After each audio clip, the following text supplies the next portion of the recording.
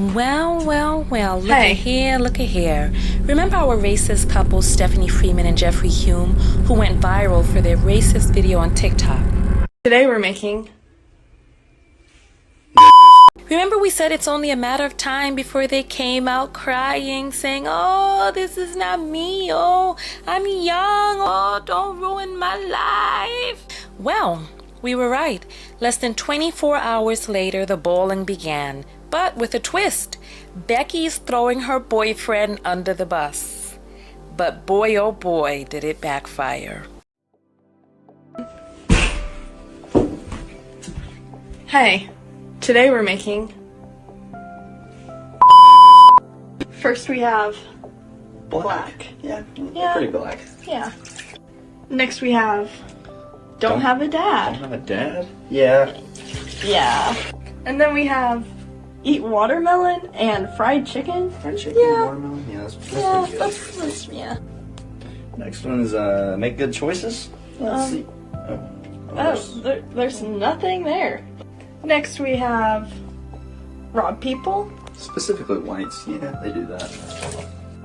Last one is Go to jail?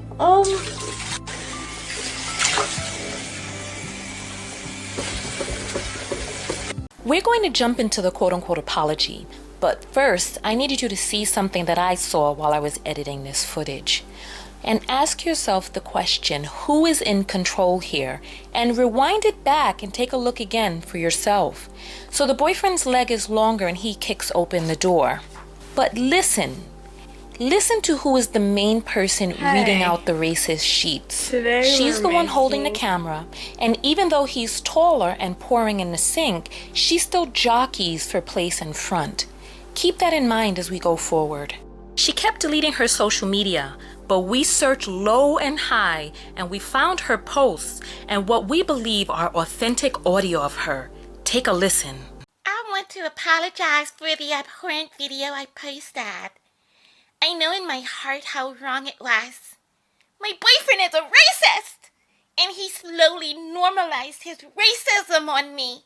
Still, I should never have let him. I believe blacks. I believe blacks are human too, made in the image of Christ. I have disappointed God, and I want to apologize. Please don't contact my college. It's my future.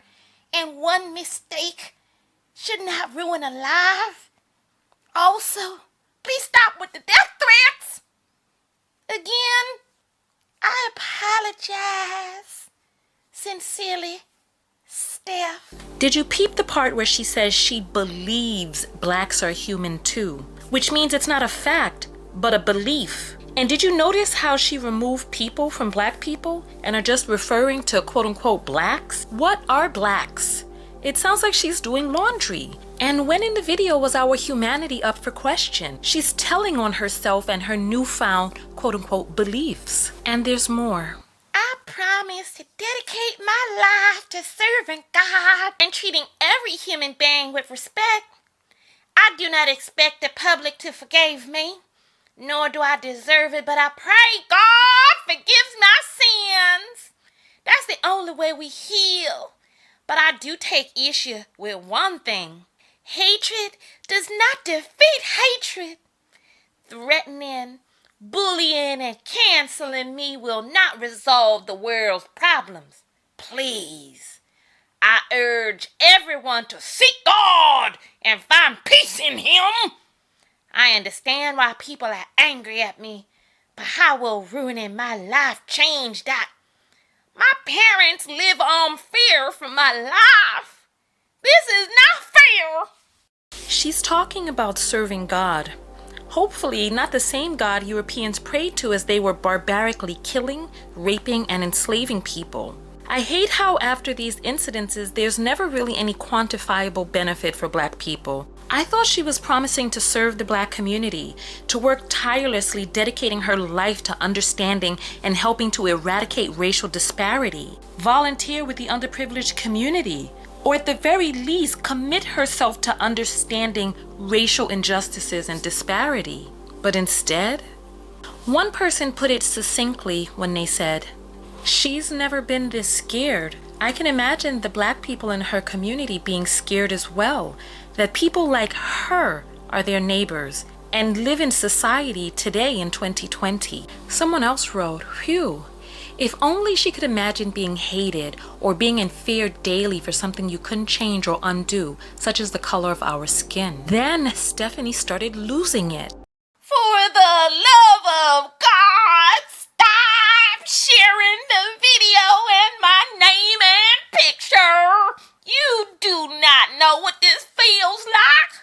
I've never been this scared. Just isn't fair. Imagine you're a stupid teenager just going along with stupid teenager stuff, and then your life gets ruined forever. People not caring what's in your heart or what you're really like, only defining you by a stupid video. Please, please, please stop! Stop sharing! According to her video, N-words make stupid decisions, which means since she doesn't consider herself an N-word, she makes good decisions. Yet, when her decisions have consequences, she doesn't think that it's quote-unquote fair that she faces her consequences. Then all of a sudden, she's just a stupid teen. But do black youth get the privilege of having their decisions chalked up as, oh, just being something from youth? When it's more likely that a black child in the American Just Us system will be tried as an adult. Then she turns on her boyfriend. Letter to my ex. I hate you so much. You came up with the TikTok idea and I agreed. It would be private, just something between us. You took that from me and now look, we're both left without a future.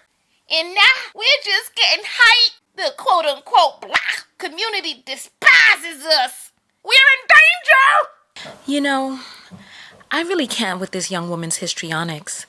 She's trying to make it seem like her boyfriend is the raging racist and that she just kind of caught it like a cold from him. One person says, "Did she catch racism?"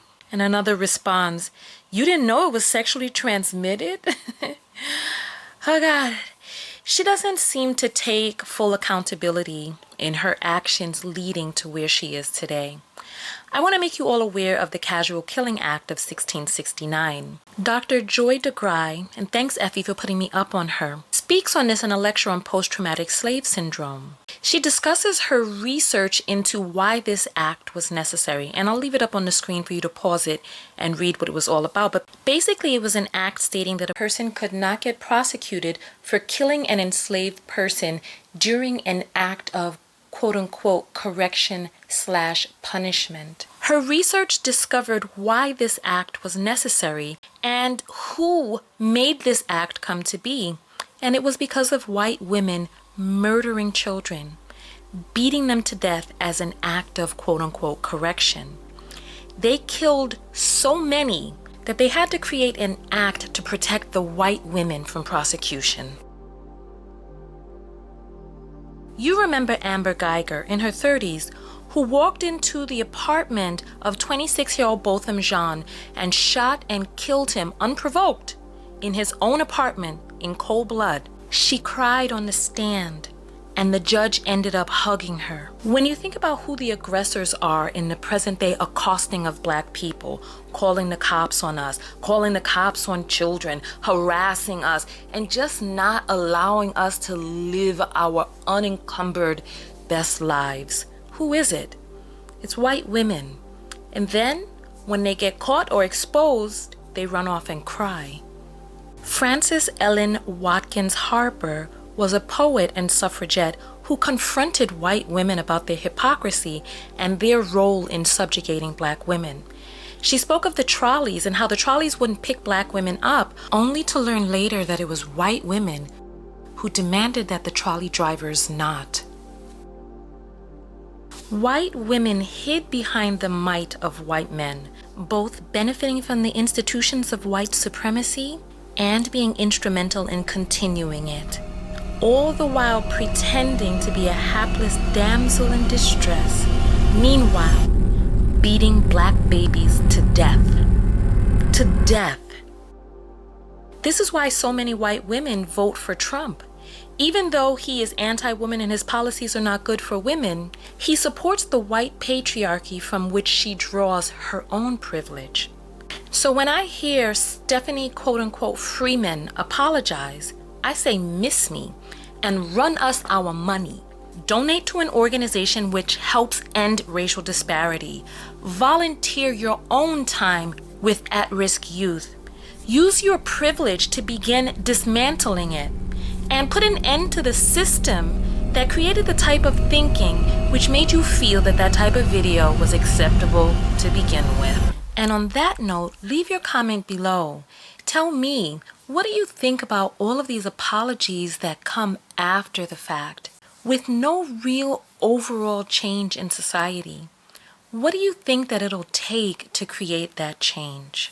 Tonya TKO, and I'm out. Thank you for watching. Make sure that you thumbs up the video, make sure that you subscribe, and hit the bell notifications to be notified of new videos. Leave a comment below, share the video, and come over to TonyaTKO.com to subscribe to my personal mailing list and drop me a message of a viral story that you'd like for me to cover. See you on the other side. Peace.